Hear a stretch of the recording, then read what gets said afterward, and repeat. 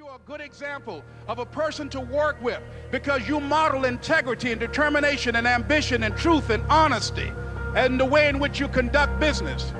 The next step is, that is you. That is you.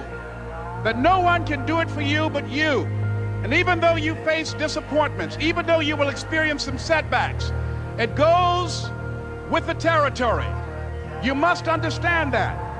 I remember I was playing a game with my 9-year-old son, John Leslie, and I beat him 10 straight games in a game called Connect 4. And finally, I said, John Leslie, I'm bored. I don't want to play you anymore. And I got up. I said, I'm ready to go to sleep now. Leslie said, no, you can't go now, Dad. I said, why? He said, it's not over until I win.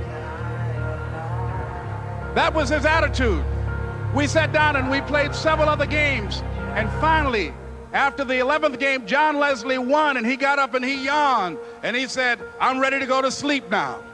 And I'm saying to you, what if all of us took that attitude after we face a rejection and a no, or we have a meeting and no one shows up, or somebody say, you can count on me, and they don't come through? What if we have that kind of attitude? The car's repossessed. Nobody believes in you. You've lost again and again and again. The lights are cut off, but you're still looking at your dream, reviewing it every day, and say to yourself, it's not over until I win. The next thing that's important to know, yes, it's possible that you can choose your future and direct the course of your life as you run toward your dream. It's necessary that you have goals, that you write those goals down, that you plan, that you think constantly of how you can begin to improve what it is that you're doing. If it's your presentations, if it's your recruiting skills, whatever that is, it's also necessary that you look for ways to always find a way to pull it out when everybody else thinks that you are defeated. That you've got to take personal responsibility to know that in order to become successful, you've got to make it your personal business to do it.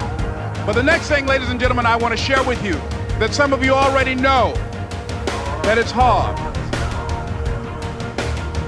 It's not easy. It's hard changing your life. It was hard when just over 3 years ago in the Penobscot building in Detroit, Michigan, where I was operating my business, and I fell on some hard times, and I was sleeping in my office. It was hard coming into the lobby, and the security said, excuse me, Mr. Brown, can we see you for a moment? And I said, yes, and I walked up to the counter, and he gave me an envelope. And he said, would you mind reading it here?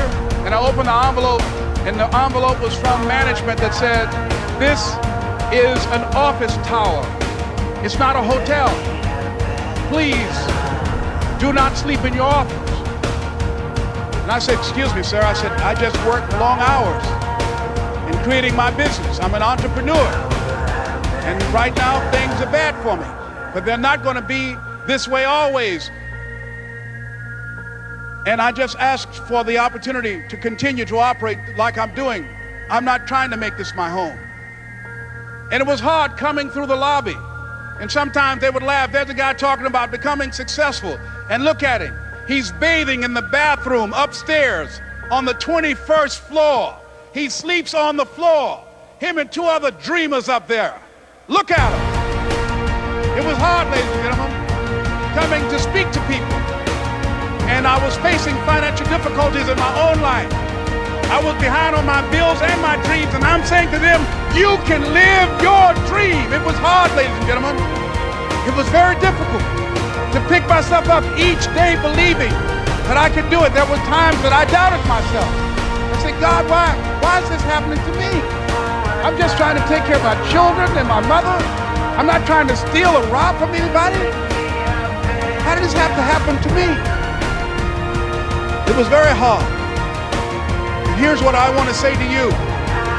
For those of you that have experienced some hardships, don't give up on your dream.